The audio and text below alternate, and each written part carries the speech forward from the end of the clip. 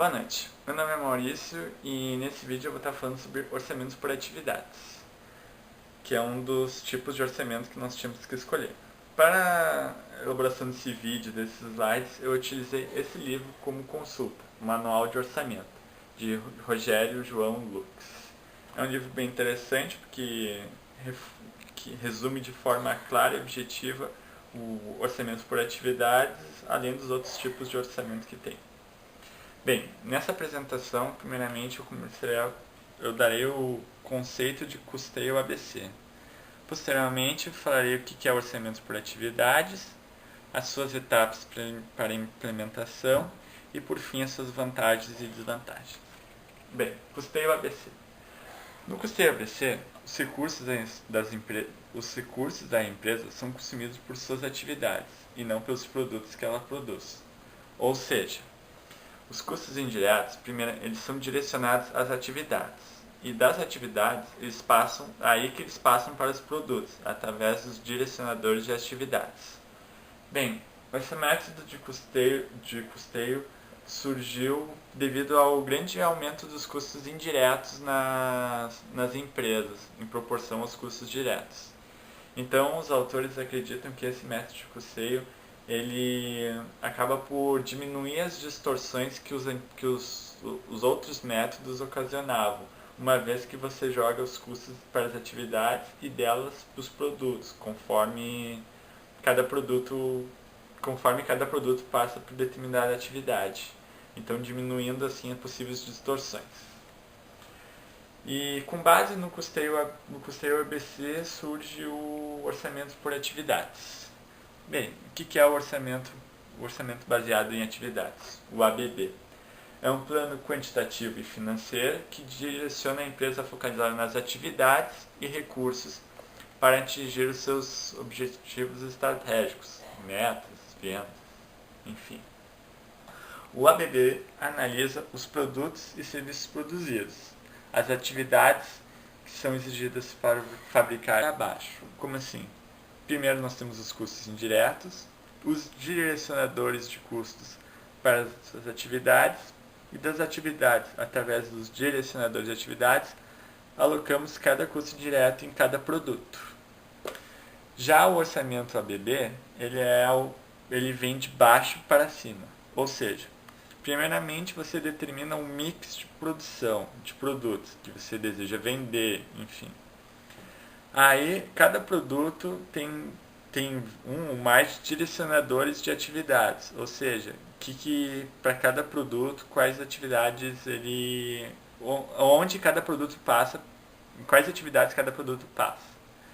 Dessa forma, com as atividades, a gente acaba os direcionadores das atividades, que acabam passando, que determinam os recursos necessários para a elaboração dos produtos. Enfim, é isso. Bem, outras diferenças entre o ABC e o ABB. O ABB focaliza no custo dos produtos, enquanto que o ABB é nos recursos necessários dos produtos. O ABC é baseado nos dados históricos, enquanto que o ABB os dados são em previsões. Como um orçamento é uma coisa futura, então ele é baseado nas previsões. O ABC ele auxilia nas decisões operacionais sobre quais atividades estão agregando mais custos indiretos, quais atividades pode eliminar. Já o ABB ele dá mais uma questão assim de futuro, quais produtos a gente poderá produzir mais, que vai ter um melhor de recursos, assim, quais recursos serão recursos mais eficazes, assim, enfim. Aqui eu vou falar agora um pouco sobre as etapas para a implementação do ABB. Primeiramente, determinar a demanda dos produtos, ou seja, a quantidade de produtos a serem produzidos. Identificar a taxa de consumo de atividade, ou seja, quais os direcionadores de atividades cada produto terá.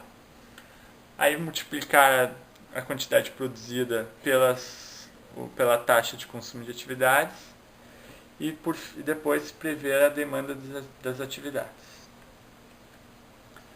Como passo seguinte, identificar as taxas de consumo, calcular as quantidades de recursos necessários, com base nas atividades e nas taxas de recursos. Nesse ponto aqui que a gente identifica se os recursos orçados são compatíveis com os recursos disponíveis. Caso haja uma grande diferença aqui, ou a empresa busca novos recursos, ou ela acaba voltando no primeiro passo e refazendo essa projeção aqui de produtos.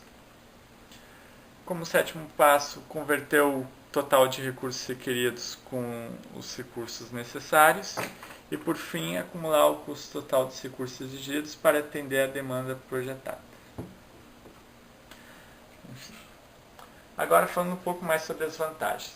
Primeiramente, visão sistêmica das atividades e seus direcionadores. Ou seja, tu passa a ter um conhecimento maior das atividades que cada produto sobre as atividades que cada produto passa e os seus direcionadores. Alocação mais eficaz dos recursos, uma vez que tu já consegue identificar quais atividades são prioritárias para alocar os teus recursos. Eliminação de atividades supérfluas, ou seja, aquelas atividades que não englobam nada, quase nada aos produtos. Seleção das atividades de menor custo em detrimento às de maior custo, dependendo do caso, do produto, sim. Maior integração dos empregados com a elaboração do orçamento, porque não basta apenas o contador pegar isso aqui e determinar esse produto vai ter essa atividade, vai consumir isso. Não, porque ele não tem conhecimento, por exemplo, de produzir uma lapiseira.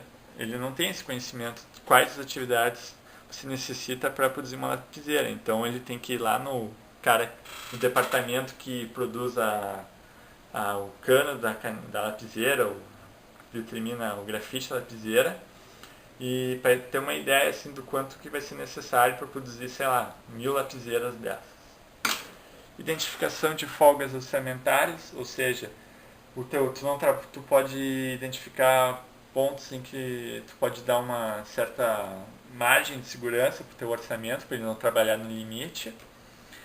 E tomada de decisões, né? Que como os outros orçamentos, eles fornecem informações para tu tomar decisões sobre processos, produtos, recursos, enfim.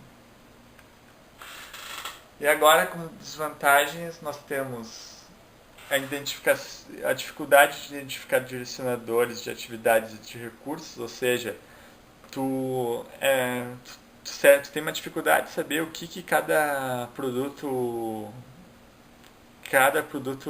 necessita assim, de atividade e de recurso. Necessidade de reformulação de atividades, quando você identifica que algumas atividades não são compatíveis com o produto ou com os recursos necessários. Recursos exigidos não compatíveis com os disponíveis, que foi aquilo que eu falei antes nos métodos de implementação, que às vezes os recursos que tu orça não são os que estão disponíveis, aí você tem que rever todo o mix de produção. Tempo de implementação, assim como os demais métodos de orçamento, eles levam tempo para se implementar, e esse tempo pode variar dependendo do tamanho da empresa, do grau de complexidade. Talvez a empresa não tenha esse tempo todo. E dificuldade, às vezes, de compreensão pelos funcionários, uma vez que envolve todas as atividades da empresa, de certo modo, todos fazem parte do orçamento. Bem, era isso. Eu tentei, de uma forma aqui resumida, explicar o que é o orçamento por atividades. E mais informações, recomendo o livro e outros materiais de pesquisas que você pode encontrar por aí. Obrigado e boa noite. Aperta o botão.